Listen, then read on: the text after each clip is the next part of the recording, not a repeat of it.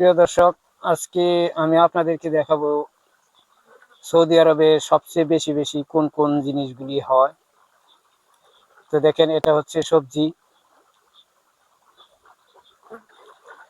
এই যে দেখেন, এই সবজিটা কাটা হয়ে গেছে। তো এখন পানি দিয়ে দিচ্ছি।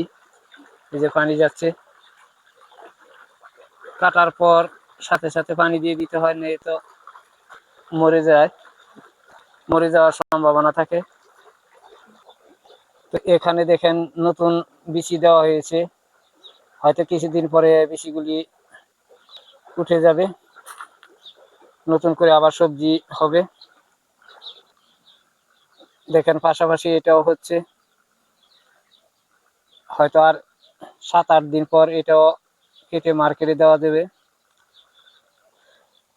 এটা দেখেন, 1 সপ্তাহ আগে কাটা হয়েছে। এরকমই 6 দিন 7 দিন আগে কাটা হয়েছে, এখন হয়ে গেছে ইনশাল্লাহ। এটা হচ্ছে কুল, কেউ বড়ই বলে, আবার খিনারও বলে। তো দেখেন, যেভাবে গাছে ধরেছে ঠিক আসলে এগুলি দেখেন নিচে পেকে পেকে পচে গলে যাচ্ছে।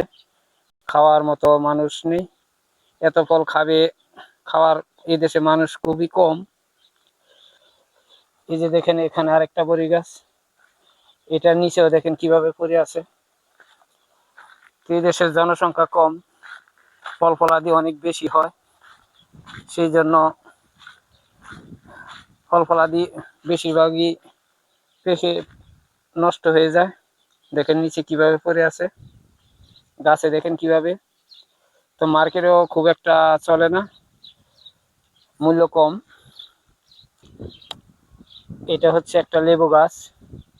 তো যেভাবে লেবু ধরে আসলে ঠিক এভাবে এরা খায় না। তো লেবু প্রচুর পরিমাণ খায়, খাওয়ার পরও সব লেবু নিচে পড়ে যায় গাছ থেকে পেকে পেকে।